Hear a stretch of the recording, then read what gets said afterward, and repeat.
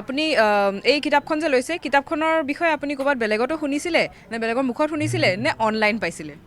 actually আমাৰ social networking site যিটো ফেচবুকত কিছুমান গ্ৰুপ আছে ঠিক তেনেকুৱা গ্ৰুপৰ মাজত আমাৰ যুৱচামৰ মাজত এটা খুব জনপ্ৰিয় এটা গ্ৰুপ আছে অসমীয়া কথা বতৰা বুলি আৰু তাত আমাৰ যুৱচামে কি কৰিছে যে বিভিন্ন অসমীয়া সাহিত্য সংস্কৃতিৰ ওপৰত তাত আলোচনা কিছুমান আগবঢ়াইছে ধুনীয়া কিছুমান তাত আলোচনাত ভাগ লৈছে সাহিত্য চৰ্চা আৰম্ভ কৰিছে তাত আমাৰ যুৱ সমাজে যিহেতু এটা ধাৰণা আছে যে অসমীয়া সমাজত আজিকালি সাহিত্য চৰ্চা একেবাৰে কমি গৈছে অসমীয়া কথা বতৰা বুলি যিটো গ্ৰুপ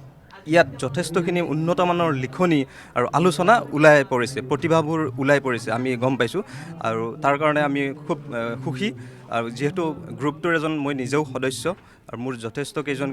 বহু কেইজন মোৰ বন্ধু এই গ্ৰুপটোৰ সদস্য আৰু এই গ্ৰুপটোত যিখিনি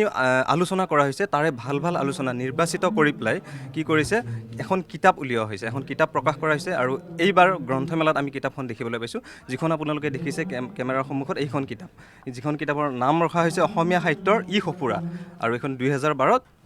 বিভিন্ন খণ্ডত এইখন প্ৰকাশ পাব এইখন প্ৰথম খণ্ড মোৰ হাতত আছে আৰু মই ভাবোঁ যে পঢ়ুৱৈ সমাজে এইখন কিতাপক সুন্দৰভাৱে আঁকোৱালি ল'ব